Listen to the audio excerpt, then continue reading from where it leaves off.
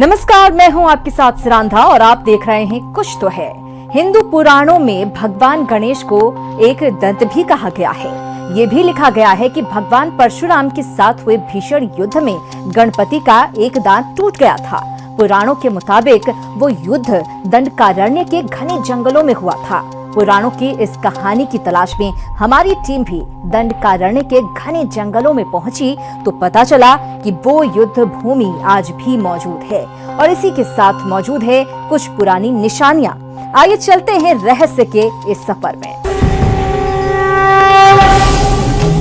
देश के सबसे घने जंगल के बीच करीब 4000 फीट की ऊंचाई पर पहाड़ों के कुछ दुर्गम रास्तों से गुजरकर आज हम तलाशने वाले हैं गणपति और परशुराम की वो अनदेखी युद्ध भूमि, जहां कहा जाता है कि भगवान गणेश के उस टूटे हुए दांत के अंश आज भी गवाह बनकर मौजूद हैं। विघ्नहर्ता के एक दांत को परशुराम ने क्यों तोड़ा? हमें बताया गया कि छत्तीसगढ़ के जंगल में एक ऐसा धाम है जहां विनायक के एक दंत होने का रहस्य छुपा है। एक ऐसा राज जो आज तक किसी टीवी कैमरे में कैद नहीं हुआ।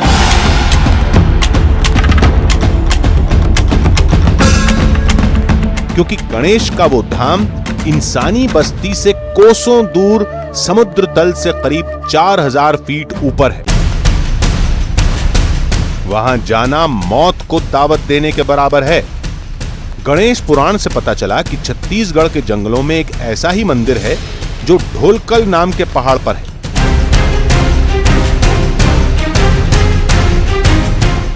हमारे लिए इतनी जानकारी काफी थी। फिर हम निकल पड़े अपने सफर पर और हमारी मंजिल थी दिल्ली से करीब 1600 किलोमीटर दूर छत्तीसगढ़ का दंतेवाड़ा।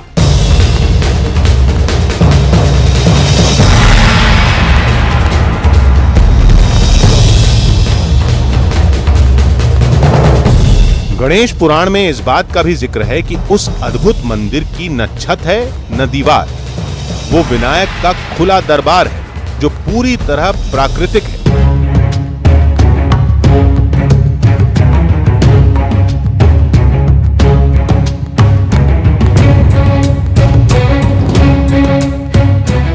सफर के दौरान हमें लंबोदर की एक लीला के बारे में पता चला जो उनके एक दंत होने से जुड़ी है। कथा के मुताबिक एक बार महर्षि परशुराम महादेव से मिलने कैलाश पर्वत पहुंचे। शिवशंकर कैलाश पर नहीं थे। हम अपने आराध्य भगवान शिव को स्वयं ही ढूंढ निकालेंगे। जिन्हें ढूंढते हुए परशुराम पार्वती के घर पहुंचे, जहां घर के बाहर गणेश पहरा दे रहे थे। हे विचित्र प्राणी, कौन है तू? हट जा मेरे मार्ग से। हमें अपने आराध्य भगवान शिव के दर्शन करने हैं। लेकिन गणेश ने परशुराम को अंदर जाने से रोक दिया। बात बढ़ती गई। फिर परशुराम और गणेश में युद्ध छिड़ गया। शिव के गणों ने भी परशुराम को समझाने की कोशिश की। तो भी साधु, तू नहीं जानता कि तू क्या कर रहा है? तू किससे टकरा रहा है? ये अग्र पूजा के अधिकारी हैं, पार्वती नंदन श्री गणेश हैं। शीघ्र कैलाश से लौट जा, नहीं तो तू अपने इन प्राणों से हाथ धो बैठेगा। लेकिन परशुराम ने एक नहीं सुनी और गणेश पर वार करते रहे।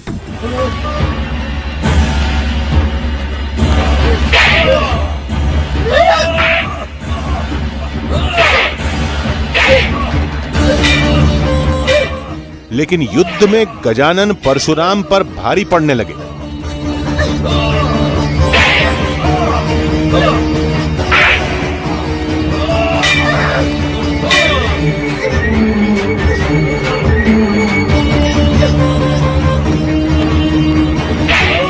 परेशान परशुराम ने भगवान शिव का नाम लेकर अपने फरसे से हमला किया और इस वार से गणेश का एक दांत टूट गया। मैं अपनी शिव भक्ति को दांव पर लगाकर अपने आराध्य भगवान शिव का नाम लेकर तुझ पर प्रहार करता हूँ। ओम नमः शिवाय। हाँ!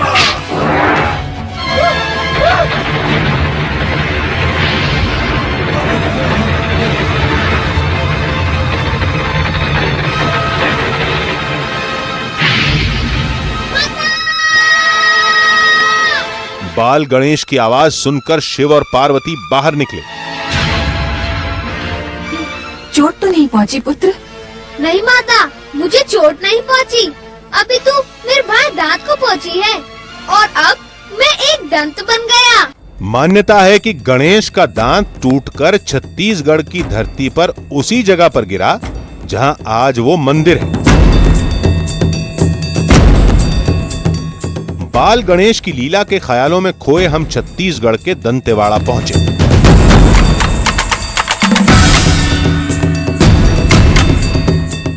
देश की राजधानी दिल्ली से 1600 किलोमीटर दूर छत्तीसगढ़ में दंडकारण्य के जिस जंगल में लाल आतंक का खौफ बसा है, क्या दंडकारण्य के उसी जंगल में स्थापित है भगवान गणेश की एक ऐसी प्रतिमा जिसे खुद धरती से क्षत्रियों को विहीन करने वाले परशुराम ने बनाया था? क्यों दंडकारण्य के इस जंगल में परशुराम ने बनाई भगवान गणेश की प्रतिमा? क्या है दंडकारण्य के इस जंगल में परशुराम और भगवान गणेश के बीच हुए युद्ध का सच? कहाँ है दंडकारण्य के इस जंगल में ढोलकल गणेश की चमत्कारिक प्रतिमा? इन सारे सवालों के जवाब जानने के लिए हमें लाल आतंक के साम्राज्य वाले दंडकारण्य के इस जंगल का दुर्गम सफर तय करना होगा। रास्ते में फरसपाल गांव में गणेश के उस रहस्यमयी मंदिर के बारे में और जानकारी मिली और यह भी पता चला कि फरसपाल गांव का उस मंदिर से गहरा नाता है। पुराणों में कहा जाता है कि कभी युद्ध हुआ था गणेश और परशुराम के बीच में, तो उस समय परशुराम ने गणेश जी का जो दांत है उसको मतलब हथियार से काट दिया था, तो शायद यहीं पे गिरा है और ऐसी मान्यता है। प्लस जो उसका जो हथियार है फरसा वो फरसा यहीं पे गिरा, उस कारण इस गांव का नाम भी फरसपाल पड़ा। और जो वो पहाड़ है वहाँ पे पूरा जो पत्थर था वो लोहे का हो गया।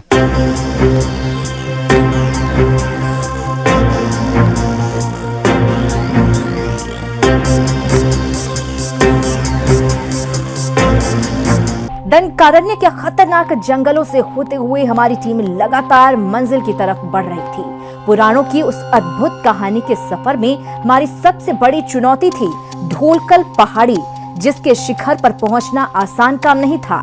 वहां पर ना कोई सीढ़ी है और ना ही कोई पगडंडी। हमें बताया गया कि उस ऊंची पहाड़ की चोटी पर इस कहानी से जुड़े कुछ सच्चे सबूत मौजूद हैं। कहते हैं उसी शिखर पर भगवान गणेश का टूटा हुआ दांत गिरा था। तमाम मुश्किलों के बावजूद हमारी टीम ने उस पहाड़ पर चढ़ने का फैसला किया। जंगल के खतरों से अनजान हम ढोलकल की गणेश प्रतिमा की तरफ बढ़ते जा रहे थे। जंगल में रास्तों को पहचानना मुश्किल होता है, सभी एक जैसे लगते हैं। कई बार लगा कि हम घूमकर उसी जगह पर आ गए जहां से थोड़ी देर पहले गुजरे थे। दंडकारण्य के इस घने जंगल में हम 2 घंटे से ज्यादा तक का सफर तय कर चुके हैं, लेकिन इस जंगल में अभी तक इंसान की कोई आवाजाही नहीं दिखाई दी। हम लोग पहाड़ की ऊंचाई से बहने वाले इस झरने के पानी का सहारा लेकर पहाड़ की सबसे ऊंची चोटी तक पहुंचने का प्रयास कर रहे हैं। झरने वाला फॉर्मूला काम कर गया और अब हम ऊपर चढ़ते जा रहे थे। हमें बताया गया कि ढोलकल की गणेश प्रतिमा तक जाने के लिए इस जंगल का कोई तय रास्ता नहीं, बस कैसे भी करके पहाड़ की सबसे ऊंची चोटी तक पहुंच जाइए। हम भी गांव वालों के इसी फॉर्मूले पर अमल करते हुए आगे बढ़ते जा रहे थे। दंडकारण्य जंगल का पौराणिक कथाओं में कई बार जिक्र हुआ। इसे भगवान परशुराम की जन्मस्थली बताया जाता है और यह भी कहा जाता है कि भगवान राम ने भी वनवास के 10 साल इसी जंगल में काटे थे। कहा जाता है कि वनवास के दौरान श्री राम ने दंडकारण्य के इन्हीं घने जंगलों में अपना सबसे ज्यादा समय बिताया था और रामायण में दक्षिण कौशल के नाम से दंडकारण्य के इस जंगल का उल्लेख भी है। प्राचीन मान्यता के अनुसार दंडकारण्य के इस घने जंगल में श्री राम ने भी ढोलकल के गणेश मूर्ति की पूजा की है। आगे बढ़कर हमें जंगल के अंदर पहला इंसान दिखा जो ऊपर कहीं से आ रहा था। उससे हमने आगे के रास्ते और ढोलकल की गणेश प्रतिमा के बारे में जानने की कोशिश की। इसी क्षेत्र के एक आदिवासी गांव में रहने वाले रमलू हमें इस घने जंगल में मिले। रमलू इस जंगल में कुछ जड़ी बूटियां लेने के लिए आए थे। रमलू ने ही हमें बताया कि यहाँ से ढोलकल पहुँचने के लिए 5 से 6 घंटों तक का दुर्गम सफर हमें और तय करना होगा। कितना यहाँ से ढोलकल कितना है रमलू? ये अभी यहाँ से 5-6 किलोमीटर है। 5-6 किलोमीटर जी। और आएगा। कितना जी। यानी और रास्ता ये है? जाने एक 5-6 घंटा लगेगा यहाँ 5-6 सफ़र करने के लिए। आपके हाथ में एक पत्थर है, आप बता रहे हैं कि ये लोहे का पत्थर है और इस जंगल में हर जगह ये लोहे का पत्थर पाया जाता है। बड़ा बड़ा है सर, ये लोहे का पत्थर है। ये जो दिखा रहा है वो बड़ा बड़ा है सब, ये पहाड़ी में पूरा लोहा ही है। पूरा पहाड़ियों में लोग जी।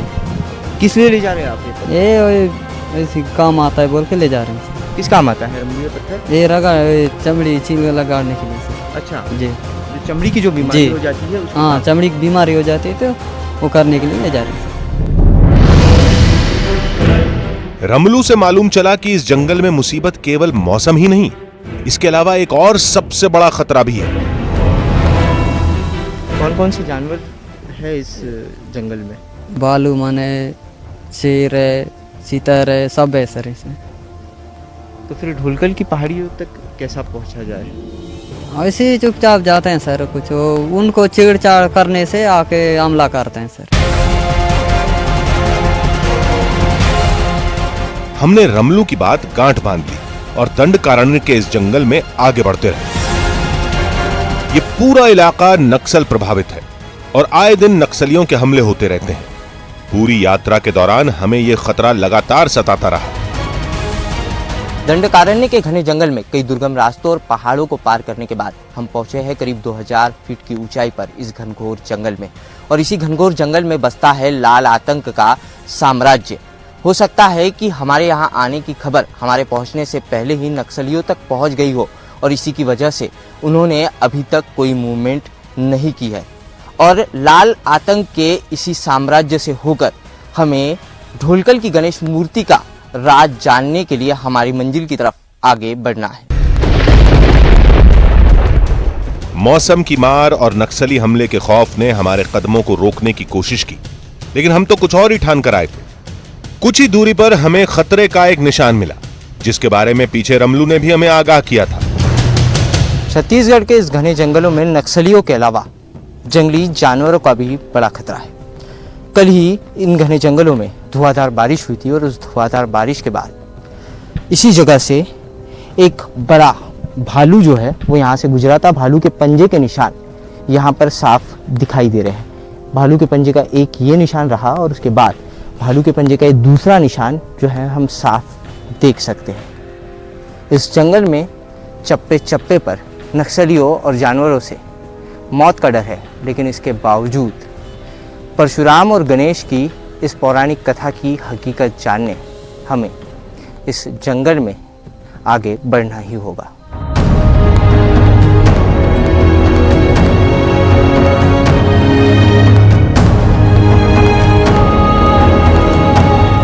धीरे धीरे हरियाली कम होती जा रही थी और पत्थरों की संख्या बढ़ती जा रही थी।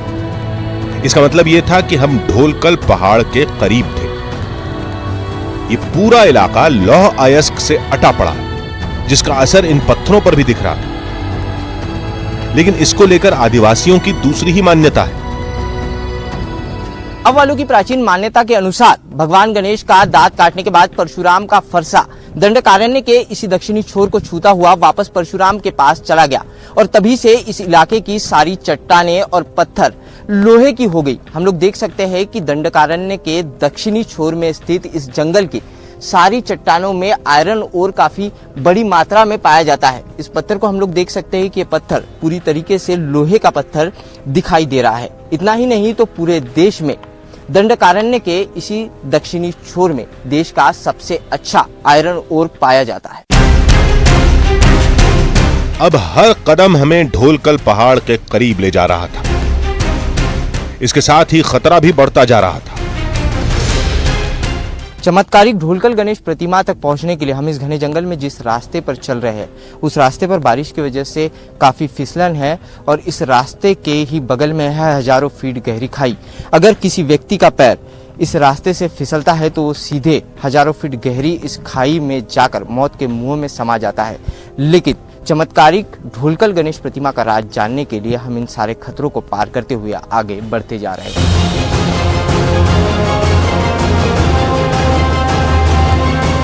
और आखिरकार हम जंगल के उस हिस्से में पहुंचने में कामयाब हो गए जहां से ढोलकल पहाड़ शुरू होता है। मान्यता के मुताबिक जब परशुराम ने फरसे से गणेश का दांत तोड़ा तो टूटा हुआ दांत इसी जगह पर गिरा था। आप देख रहे हैं कुछ तो है। हमें तय करनी थी करीब 4000 फीट की ऊंचाई और तभी हम दर्शन कर सकते थे भगवान गणेश की उस अद्भुत मूर्ति के। ढोलकल पहाड़ की चोटी पर मौजूद इस जगह को अपनी आंखों से देखना अद्भुत के साथ अलौकिक भी था। मौत के मंजर और सारी झकझोर देने वाली बाधाओं को पार करने के बाद आखिरकार हम पहुंच ही चुके हैं दंडकारण्य की वादियों में सबसे ऊंची चोटी पर विराजित ढोलकल गणेश प्रतिमा के समक्ष। और यह है उस प्रतिमा का नजारा। आप लोग देख सकते हैं कि वादियों में बसी, वादियों में विराजित इस गणेश प्रतिमा का यह नजारा किसी स्वर्ग की अनुभूति से कम नहीं है। इन वादियों में ये गणेश प्रतिमा बादलों से भी ऊपर विराजित है। विनायक मयूरेश्वर चिंतमणि सिद्ध विनायक बल्लाळेश्वर है विघ्नेश्वर गिरिजा ध्वजा महागणपति। वाकई भगवान गणेश की ये प्रतिमा अद्भुत है। ऐसी मूर्ति हमने आज तक नहीं देखी। मान्यता के मुताबिक जब परशुराम ने फरसे से गणेश का दांत तोड़ा तो टूटा हुआ दांत इसी जगह पर गिरा था। कहा जाता है कि गणपति के दांत तोड़ने के पश्चाताप में भगवान परशुराम ने इस जगह पर प्रतिमा को अपने हाथों से गढ़ा था। लेकिन अब भी ये अद्भुत मूर्त हमसे दूर थी। सबसे खतरनाक सफर तो अभी बाकी था।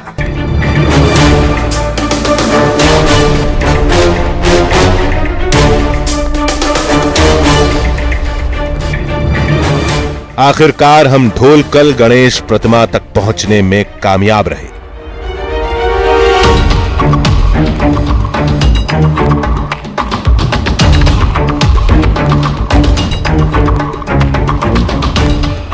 हम जिस देश में रहते हैं वो देश है पौराणिक और काल्पनिक कथाओं का देश। और इस ढोलकल गणेश प्रतिमा को लेकर भी ऐसी एक पौराणिक और काल्पनिक कहानी है।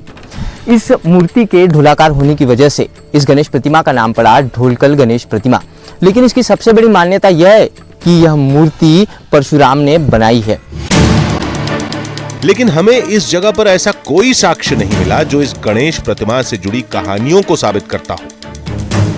इस बात में कोई शक नहीं कि गजानन की प्रतिमा और ये जगह अद्भुत है। ये प्रतिमा साधारण नहीं है, भव्य है, बहुत सुंदर है। जो घटना कहती है कि दोनों के बीच युद्ध हुआ और युद्ध होने के बाद फरसे से गणेश का एक दांत कट गया। दक्षिण बस्तर में अधिकतर प्रतिमा, इस जो प्रतिमा है गणेश की ढोलकल प्रतिमा, उसमें आप देखें कुछ विशेषताएं हैं। पहला, जनेऊ जो है साकल के आकार का है और दूसरा हाथ में दांत है। एक हाथ में उन्होंने दांत पकड़ा हुआ है। कुछ ऐसी बातें हैं जिन पर गौर करना भी जरूरी है। इस ढोलकल गणेश प्रतिमा का जिक्र पुराणों में कैसे मिलता है और पुराणों से जुड़ी हर कथा के तार दंतेवाड़ा की इस जगह से कैसे जुड़ते हैं। और सबसे अहम बात, इंसानी बस्ती से सैकड़ों मील दूर जमीन से 4000 फीट की ऊंचाई पर इतनी पतली चोटी पर जहां आज भी पहुंचना खतरे से खाली नहीं, ऐसी जगह पर गणेश की इतनी बड़ी प्रतिमा कैसे पहुंची। पुराणों से जुड़ी कहानियों को अगर आप ढूंढने की कोशिश करेंगे तो पाएंगे कि वो सभी जगह आज भी हमारे देश में मौजूद हैं, लेकिन दुर्गम होने की वजह से लोग वहां जाने से कतराते हैं। आज के लिए बस इतना ही। आपसे फिर मिलेंगे इसी वक्त इसी चैनल पर। तब तक के लिए पूरी टीम को दीजिए इजाजत। नमस्कार।